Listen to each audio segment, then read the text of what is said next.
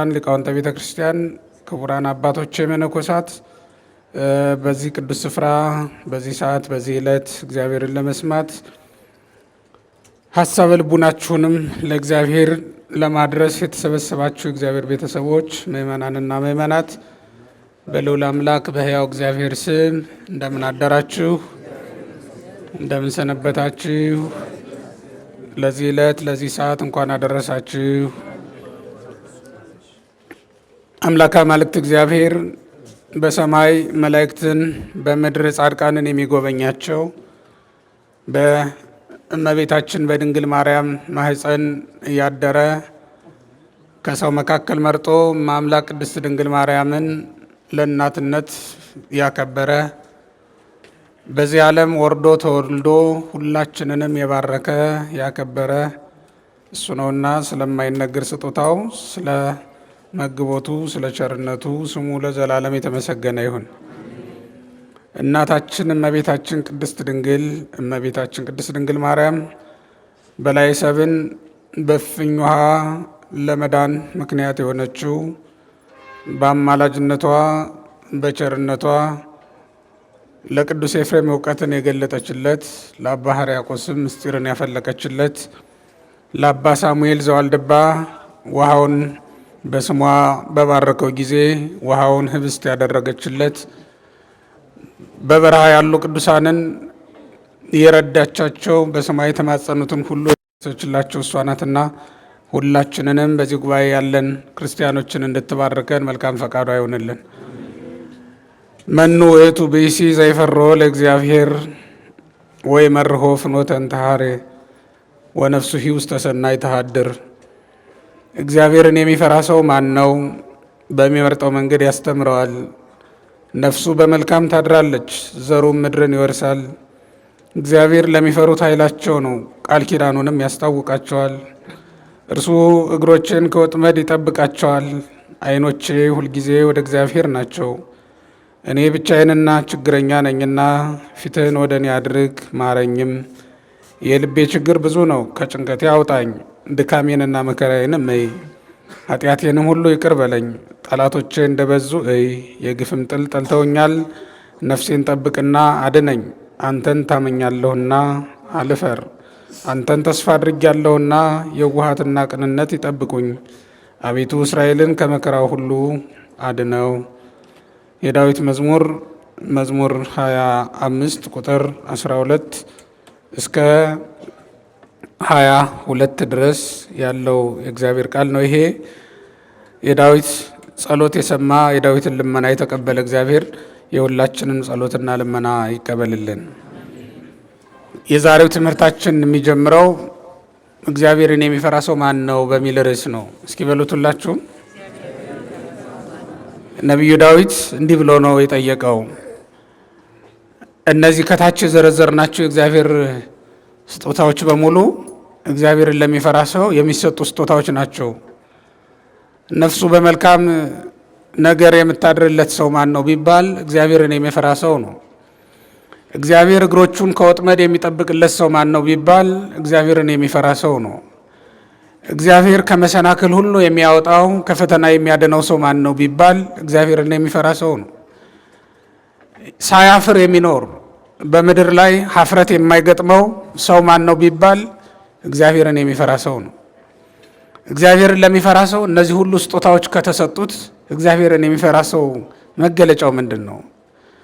እግዚአብሔርን መፍራት ለዚህ ሁሉ ጸጋ የምታደርስ ከሆነ እግዚአብሔርን ባለመፍራታችን ይሆን እንዴ?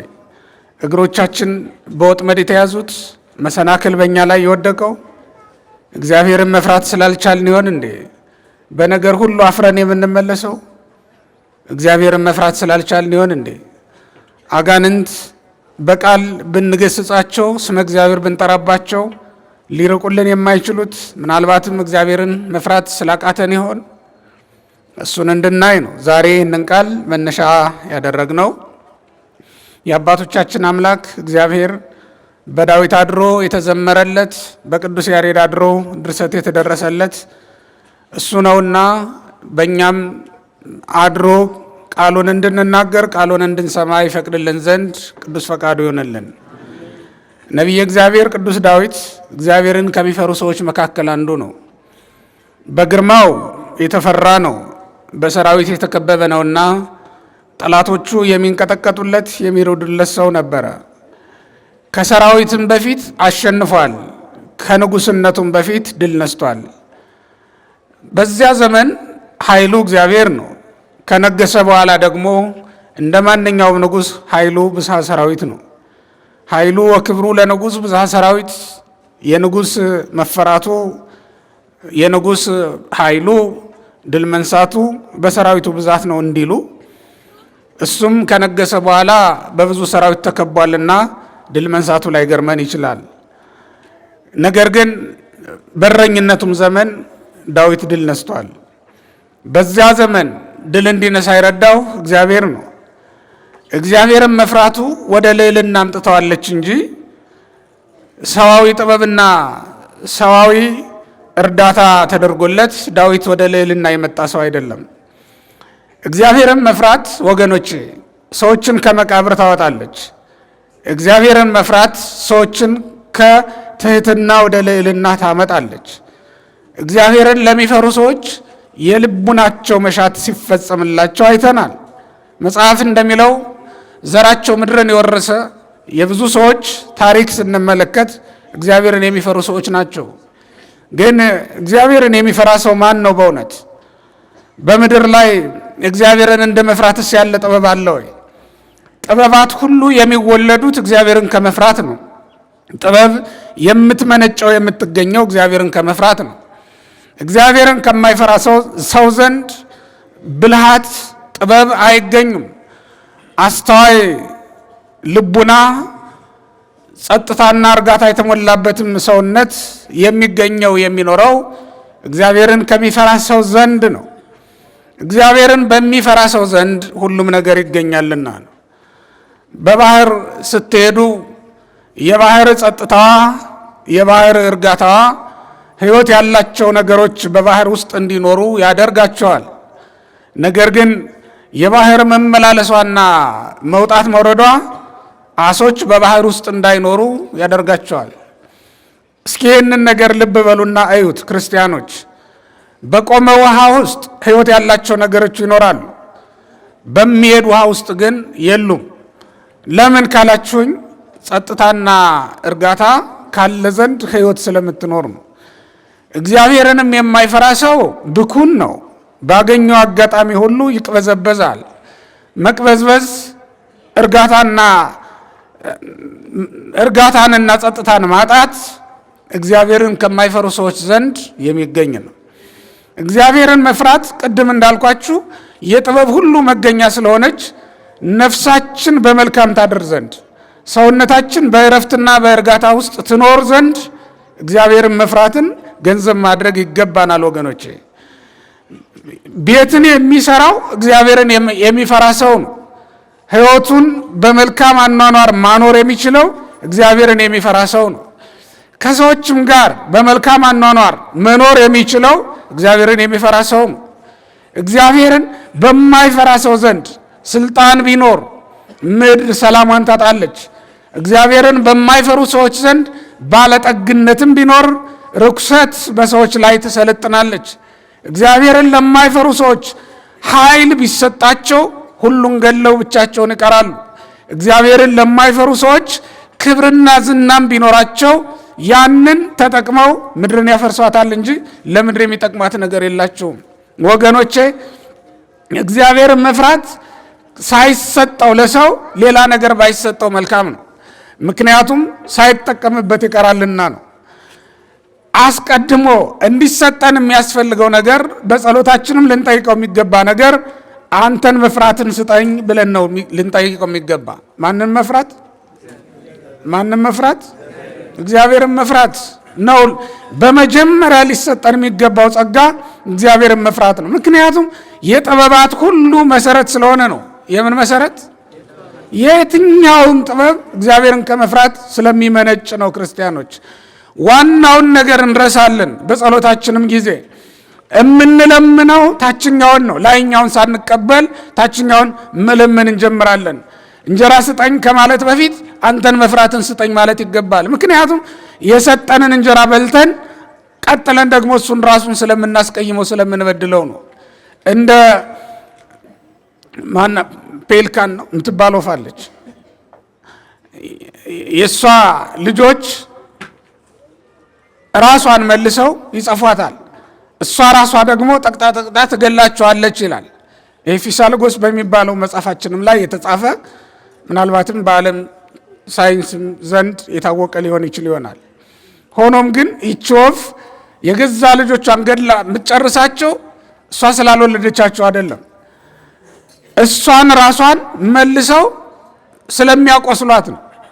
ራሳቸው መልሰው ፍቅር ሲሰማቸው እና ጥጋብ ሲሰማቸው መልሰው ራሷን እናታቸውን መጥቃት ይጀምራሉ። ያን ጊዜ ራሷ ገላ ትጨርሳቸዋለች ይላል። መልሳ እንደገና የምታነሳቸው እሷ ብትሆንም የምትገላቸውም ግን እሷ ናት። ክርስቲያኖች ተመልከቱ። የሰው ልጅ ከእግዚአብሔር እንጀራን ይቀበላል። የሰጠውን እንጀራ በልቶ ደግሞ እግዚአብሔርን ያስቀይማል። እግዚአብሔርን ማስቀየማችን መብላትና መጠጣታችን አይደለም ምክንያቱ። እግዚአብሔርን ለማስቀየማችን ምድር የተከልንባትን ማጽደቋ የዘራንበትን ማብቀሏ አይደለም እንደ ክርስቲያኖች። የወደድነውን ነገር ሁሉ ማግኘታችን ለምነን ከእግዚአብሔር ሁሉን ነገር መቀበላችን አይደለም እንዴ? ለብዙዎቻችን ድሆች በነበርን ጊዜ አንዳች ነገር እጃችን ላይ ባልነበረ ጊዜ እንዲህ ነበርን እንዴ? መጸለይ ያቆምነው፣ ወደ እግዚአብሔር ቤት መምጣት ያቆምነው፣ መቁረብ ያቆምነው መቼ ነው ካላችሁኝ፣ ልመናችንና ጸሎታችን መድረስ ሲጀምር ነው። ከእግዚአብሔር ስጦታን መቀበል ስንጀምር ነው። እግዚአብሔርን መፍራት አስቀድሞ ቢሰጠን ኖሮ ግን ይሄ ሁሉ ነገር ምንም ባልነበረ ነበር። እስኪ አስቡት፣ ዮሴፍ እግዚአብሔርን የሚፈራ ሰው ነበረ። እግዚአብሔርም ሲሸጥ አብሮት የተሸጠ በባርነት ሀገር ሲሄድም አብሮት በእንግድነት ምድር እንግዳ የሆነ እግዚአብሔር ነው።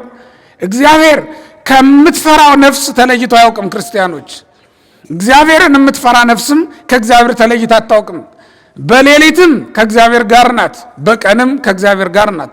ሲጨልም እግዚአብሔርን የማታጣው ስትተኛም እግዚአብሔርን የማትረሳው ነፍስ ማናት ትሉኝ እንደሆነ እግዚአብሔርን የምትረሳ ነፍስ ናት።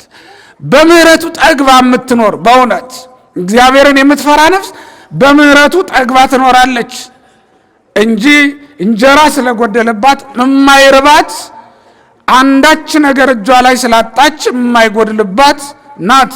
በጨለማ ታያለች እግዚአብሔርን የምትፈራ ነፍስ፣ በብርሃንም ትመለከታለች እግዚአብሔርን የምትፈራ ነፍስ።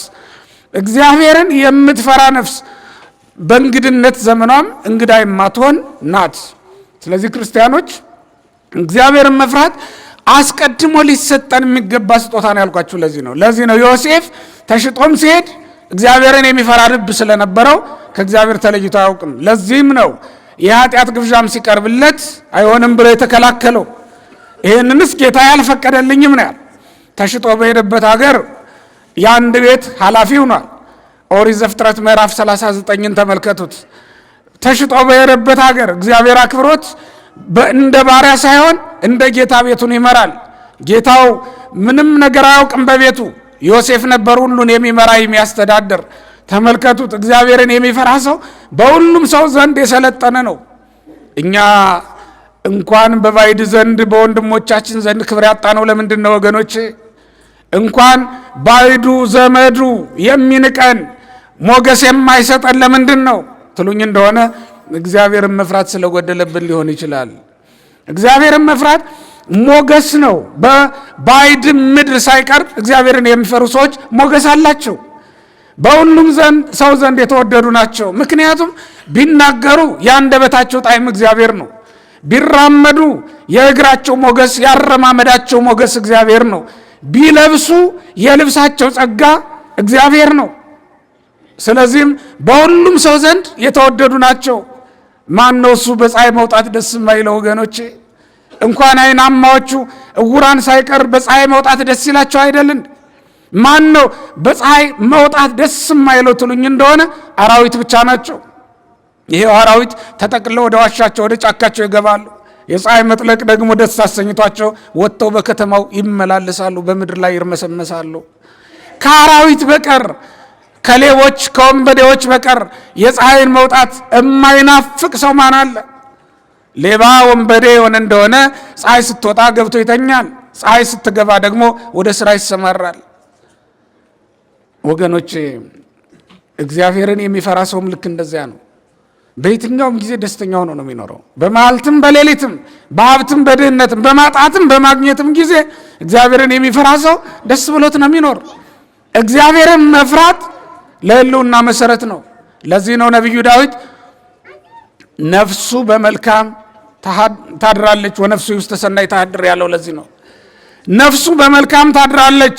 መልካም ነገር ምንድን ነው ትሉኝ እንደሆነ በእረፍት መኖር ነው፣ በእርጋታ መኖር፣ ያለ ሐዘን ያለ ጭንቅ መኖር። ነፍሱ በመልካም ታድራለች ያለው ለዚህ ነው ዳዊት። እግዚአብሔርን ለሚፈራ ሰው ከሚሰጡ ጸጋዎች አንዱ ይሄ ነው። ነፍሱ በመልካም የምታድርለት ሰው እንዴት የተመሰገነ ነው። በእውነት ክርስቲያኖች እንዴ ትልቁ ጸጋ አይደል ያጣነው ነገር? ነፍሳችን በመልካም እንታድር፣ በእረፍት በእርጋታ መኖር አይደል የተሳነን? ስለዚህ ክርስቲያኖች ነፍሳችን በእርጋታ በመልካም አኗኗር ትኖርልን ዘንድ እግዚአብሔርን መፍራትን ገንዘብ ልናደርግ ይገባናል። እግዚአብሔርን የሚፈራ ሰው ማን ነው ያለው ዳዊት እነዚህ ሁሉ ነገሮች የተሰጡት ስለሆነ ነው። እነዚህ ሁሉ ነገሮች ያሉት ደግሞ እግዚአብሔርን የሚፈራ ሰው ነው።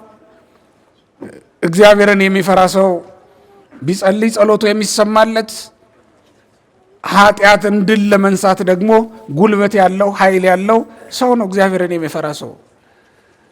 አሁን እግዚአብሔር በምድር ላይ ያላቸውን ቅዱሳን ሁሉ ብናነሳቸው እግዚአብሔርን መፍራት አስቀድሞ የነበራቸው ሰዎች እኮ ናቸው።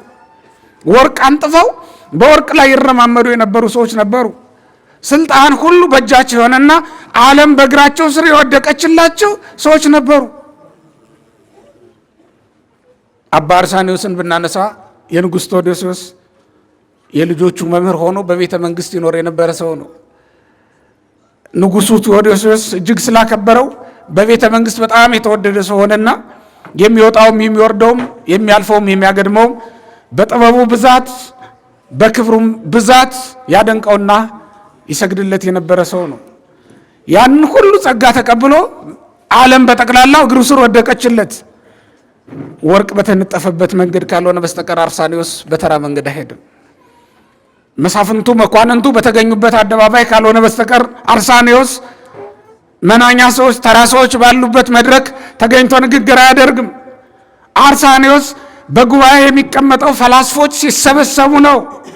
ፈላስፎች ምክር የሚጠይቁት፣ ነገስታት ተግሳጽ የሚቀበሉት ይህ ሰው ማን ነው ትሉኝ እንደሆነ አርሳኔዎስ ነው። አርሳኔዎስን ለዚህ ያበቃው እግዚአብሔርን መፍራቱ ነው፣ እግዚአብሔርን መውደዱ ነው። ከዕለታት አንድ ቀን ግን አርሳኔዎስ እግዚአብሔርን በፍጹም ልቡ እየወደደ መኖር ስለሚፈልግ ይህንን ለመነ። አንተን እየሰማው በእርጋታ መኖር እወዳለሁ አለ። እግዚአብሔርም ሁሉን ጥለው ሄዳለው ይላል። ከሰውም ከእግዚአብሔርም ጋር መኖር አይቻልህምና ነው ያለው። ከሰውም ከእግዚአብሔርም ጋር መኖር አይቻልህምና አለው። እሱም ምን አለ? ከቴዎዶስዮስ መንግስት ይልቅ ያንተ መንግስት ይሻለኛል፣ ከምድራዊው ክብር ይልቅ ያንተ ክብር ይሻለኛል አለና የምድሩን ክብር ሁሉ ጥሎት ሄደ ይላል። ከሰውም ከእግዚአብሔርም ጋር መኖር አትችልም። ሰውንም እግዚአብሔርንም ማስደስተን መኖር እንችላለን ብለን ሰዎች ሐሜት ሲጀምሩ እየቀጠል፣ ሰዎች ኃጢአት ሲሰሩ አብረን እየተባበርን እስከ መቼ ድረስ እንኖራለን ወገኖቼ? ከሰውም ከእግዚአብሔርም ጋር መኖር አይቻልም። ሰውንም እግዚአብሔርንም ማስደሰት አይቻልም። ከሰውም ከእግዚአብሔርም ጋር መተባበር ሊሆን የሚችል ነገር አይደለም። መተባበራችን ከእግዚአብሔር ጋር ሊሆን ይገባል። ነፍሳችንን ማኖር የሚገባን በሰዎች ዘንድ አይደለም፣ በእግዚአብሔር ዘንድ ነው። በሰውም ዘንድ በእግዚአብሔርም ዘንድ ክብር ላናገኝ እንችላለን፣ መወደድን ላናገኝ እንችላለን። የሰው ሲቅርና በእግዚአብሔር ዘንድ መወደድን እንድናገኝ ልንሰራ ልንተጋ ይገባናል። በእግዚአብሔር ዘንድ የተወደዱ በሰዎች ዘንድ ግን የተጠሉ በጣም ብዙዎች ነበሩ። በእግዚአብሔር ዘንድ የተከበሩ በሰው ዘንድ ግን የተናቁ በጣም ብዙዎች ነበሩ። አልተጎዱበትም። በሰው ዘንድ ተወዶ በእግዚአብሔር ዘንድ መጠላት ነው ከባዱ ነገር። በሰው ዘንድ ከብሮ በእግዚአብሔር ዘንድ መዋረድ ነው ከባዱ ነገር ወገኖቼ። ሰዎች ያከበሩትን እግዚአብሔር ካዋረደው፣ ሰዎች የወደዱትን እግዚአብሔር ከጠላው ምን ጥቅም አለው? ምንም ቁም ነገር አይደለም። ምንም ቁም ነገር አይደለም። ሰዎች ከእግዚአብሔር ሊለዩን የሚችሉ ከሆነ ከሰዎች ጋር መተባበር ምንም ጥቅም የለውም። ክብር፣ ዝና፣ ሀብት ከእግዚአብሔር የሚለየን ከሆነ ምንም ጥቅም የለውም። ወርቅ ብትለብሱ ዛሬ ወርቁ ምንድነው? በክብር ላይ ክብር ቢደረብላችሁ ዛሬ ክብሩ ምንድነው? ወገኖች እስኪ አስቡት። እስኪ ማታ ግቡና ቤታችሁ ወርቁን አውልቁና ራቁታችሁን ሆናችሁ አስቡት። ወርቁ ከወልቆ የሚቀር ነገር ነው። ያንን ወርቅ ሳትለብሱ ሰዎች ቢያዩዋችሁ ሊያከብሯችሁ ይችላሉ እንዴ? ዘውድ የደፋውን ንጉሥ ዘውዱን ቢያወልቀው እንደ ንጉሥ የሚቆጥረው ሰው ሊኖር ይችላል እንዴ? የሚወዷችሁ ሰዎች ሀብት ስላላችሁ ይሆናል። አንድ ቀን ድሃ ሆናችሁ ቢያገኟችሁ ያንን ሁሉ ፍቅር ሊያስቀጥሉት የሚችሉ ይመስላችኋል? የኢዮብ 3 ወዳጆች ኢዮብን ይወዱት የነበረው ባለጠጋ በነበረ ጊዜ ነው። ሁሉም ከዚያ በኋላ ግን የማጽናኛ ቃል እንኳን አልነበራቸውም። የኢዮብ 3ቱም ወዳጆች በኢዮብ መጽሐፍ ላይ ተጽፈዋል። እንኳን ወዳጆቹ ሚስቱም ተወደውና ታከብረው የነበረ ጤነኛ በነበረ ጊዜ ነው። ከዚያ በኋላ ግን ኢዮብ እንደተናገረው ራሱ ሚስቴ እስትንፋሴን ጠላች ብሎ ነው የተናገረው። ለሰው እንኳን ሌሎቹ ወዳጆቹ ሚስቱም ሳትቀር እንኳን ሌሎቹ ወዳጆቿ ባሏም ሳይቀር ሊጠላት የሚችልበት ቀን ይመጣል። በመከራም ቀን እንኳን የማይጠላ ወዳጅ ማን ነው ካላችሁኝ፣ ማን ነው? እግዚአብሔር ነው። በተናቅንበትና በተዋረድንበትም ቀን የሚጎበኘን ማን ነው? እግዚአብሔር ነው። እስኪ ከስልጣን ውረዱና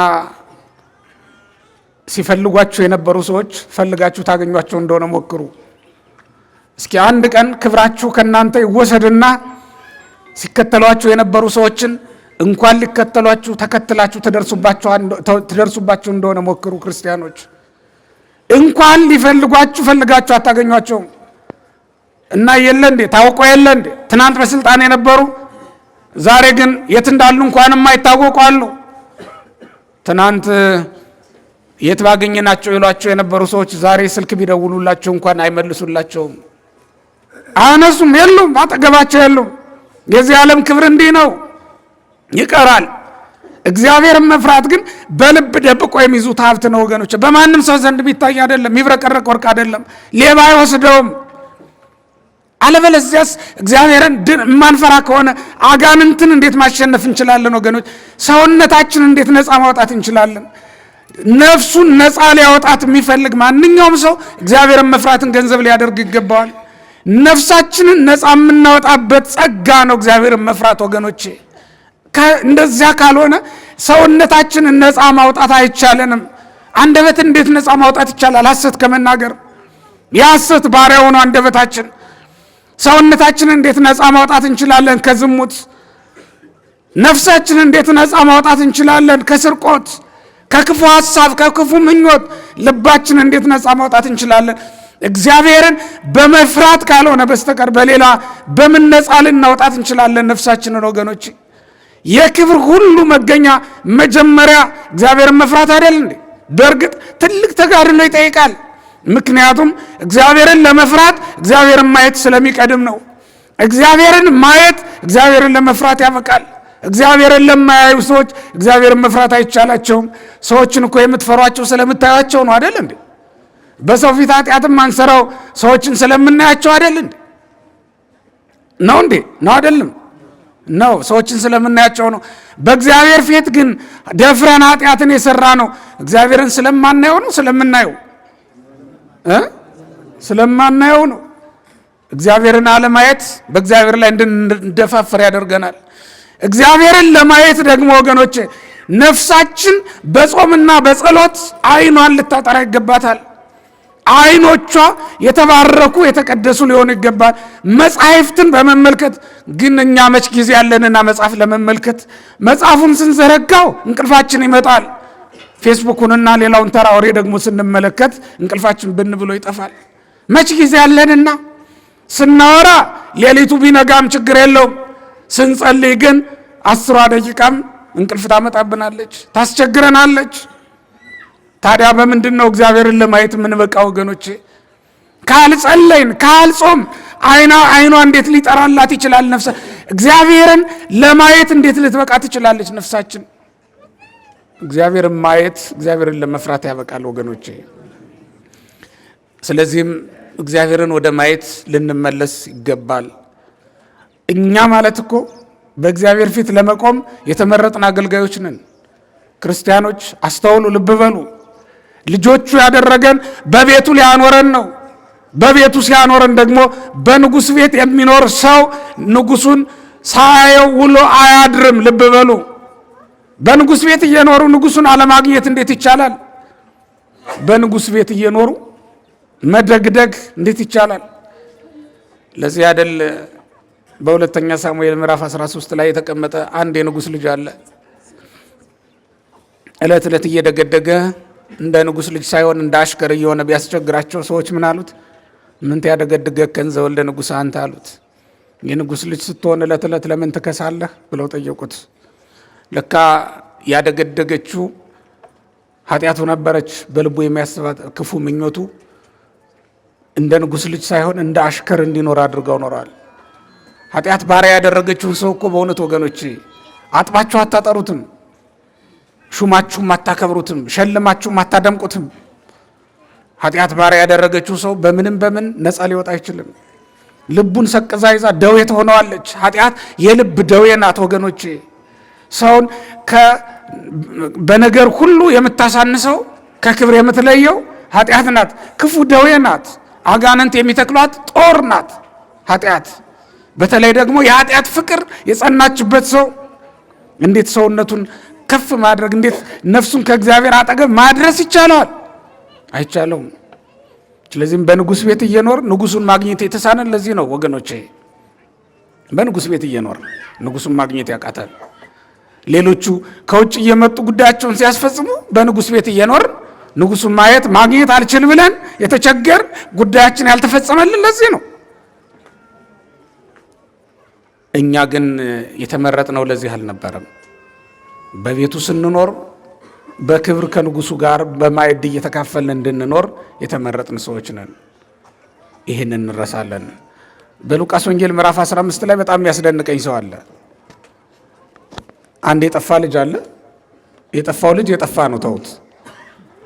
በጣም የሚገርመኝ ከአባቱ ዘንድ ሳይወጣ ከአባቱ ጋር የሚኖር የነበረው ልጅ ነው። የተደበቀች ኃጢአት ነበረችው። የጠፋው ልጁ ወንድሙ በተመለሰ ጊዜ ምን አለ? የጠፋው ልጁ ሲመለስ አባቱ በፍቅር ተቀበለው። ያጠፋውን ገንዘብ አላሰበበትም። ያባከነውን ጊዜ ረሳለት፣ ተወለት። የበደለውንም በደል ተወለት። ሁሉንም እንዳልነበር አድርጎ ረስቶለት በፍቅር ተቀበለው። ቤት ውስጥ ይኖር የነበረው ወንድሙ ግን ተቆጣ። ምን አለ? ዝንቱ ወልድከ አህለቀ ኩሎ ነዋየከ፣ ይሄ ልጅህ እኮ ትናንት ገንዘብህን ሁሉ ያባከነ ነው፣ እንዴት እንዲህ ባለ አቀባበል ትቀበለዋለህ ብሎ አኮረፈ፣ ተቀየመ። ለካ ሁላችንም የተደበቀች ኃጢአት አለችብን። እማናውቃት እኛ ራሱ የተደበቀች ኃጢአት አለች።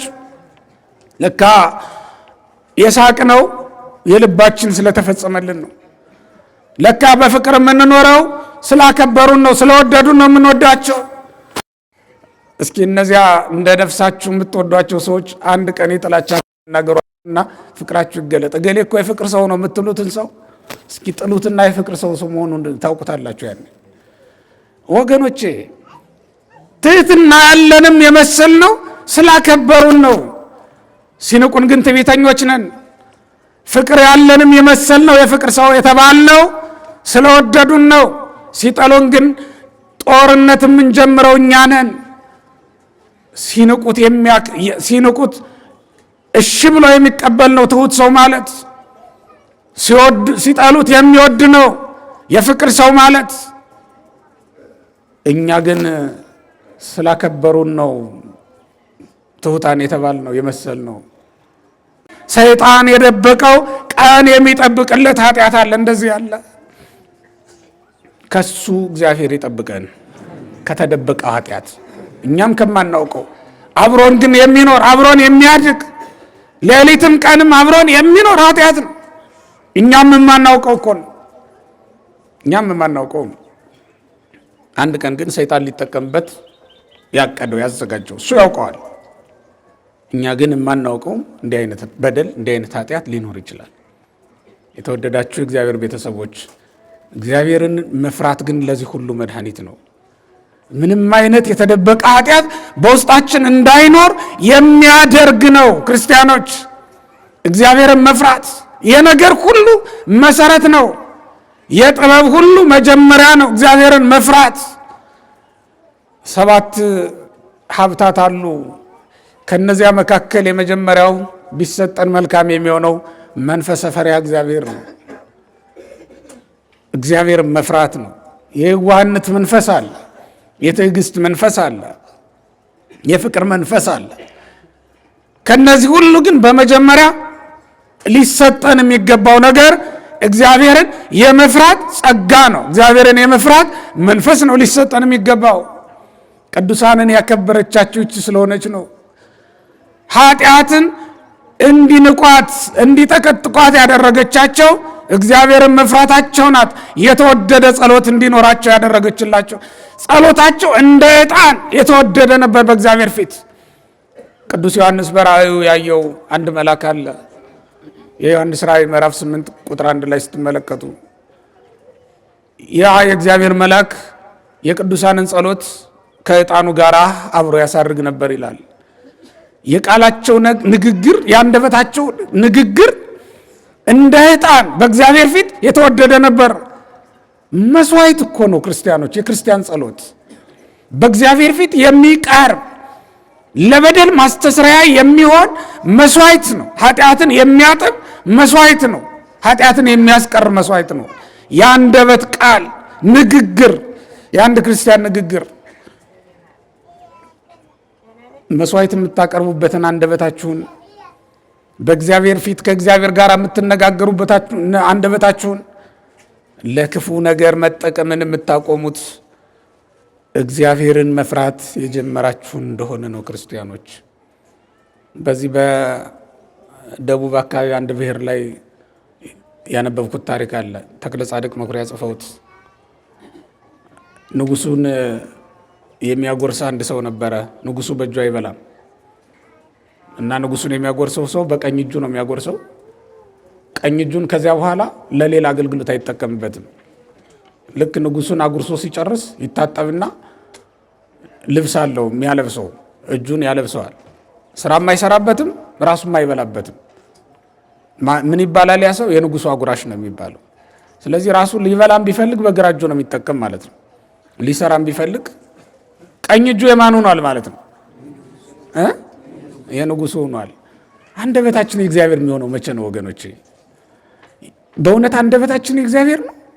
ቢሆን ኖሮ እንዲህ ከፍ ዝቅ አድርገን ሰውን እንሳደብበት ነበር? ቢሆን ኖሮ ያወጣውን የወረደውን እናማበት ነበር? እኛ እኮ ምንም ሳይደርሱብን አልፈው ሲሄዱ እኮ አይተን አረማመዱን አይተን ሐሜት እንጀምራለን።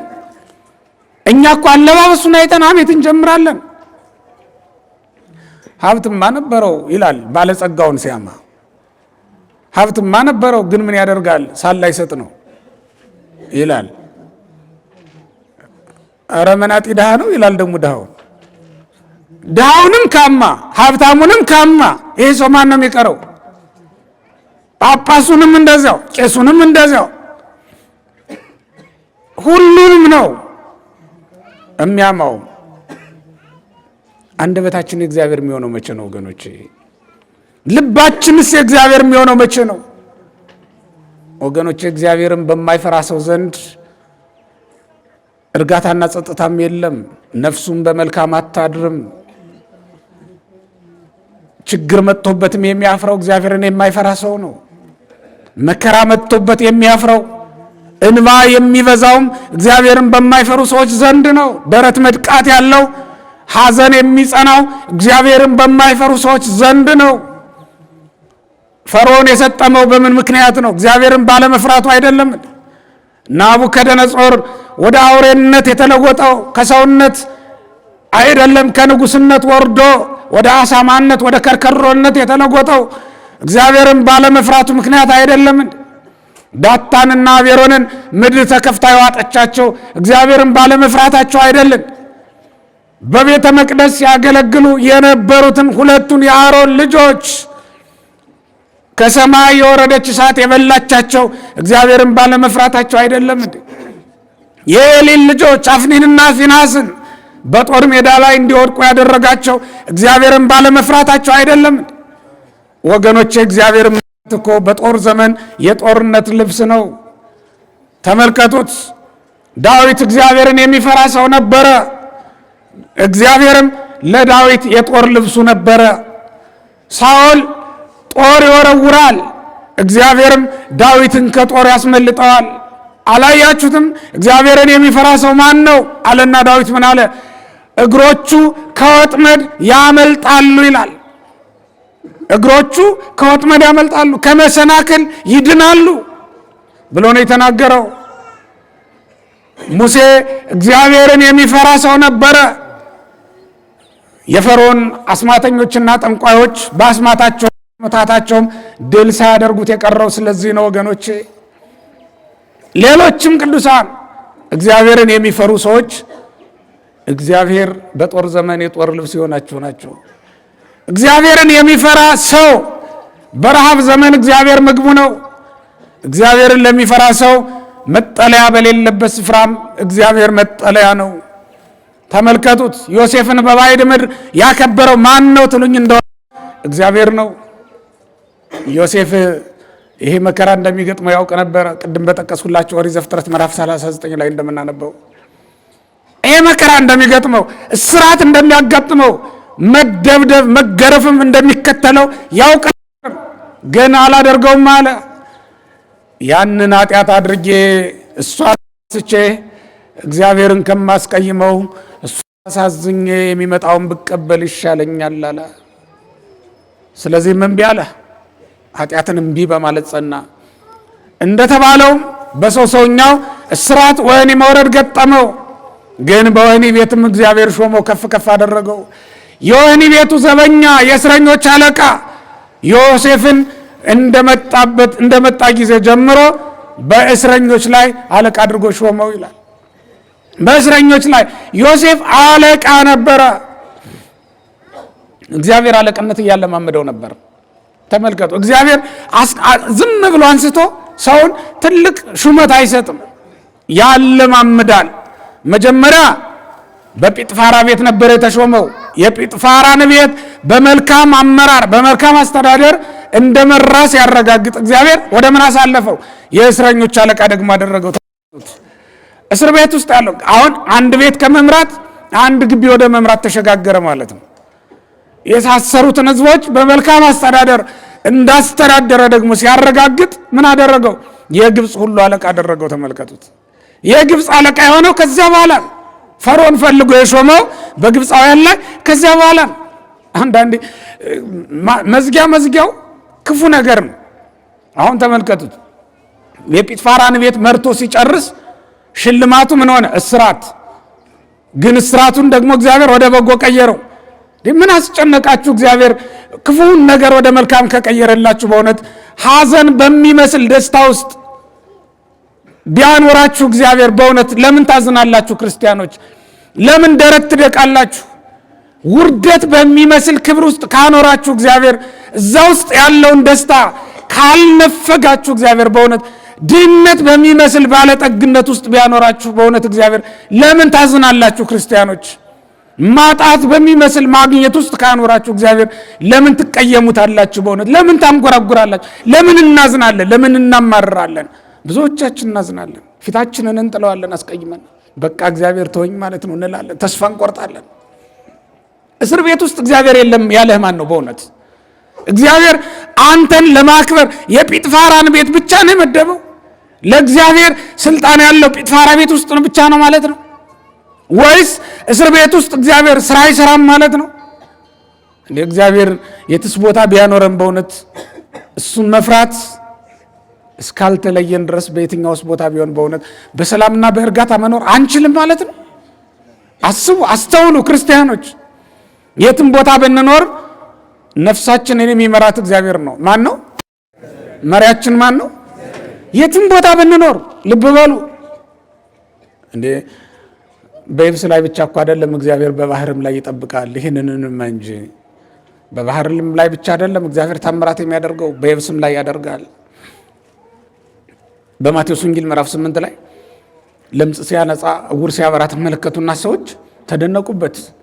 በየብስ ብቻ ታምራት የሚያደርግ መስሏቸው ሲገረሙ ቆዩ። በኋላ ደግሞ በባህር ላይ እንዲሄዱ አዘዛቸው። በዛ በሄዱ የሚገርም ነገር አቸው።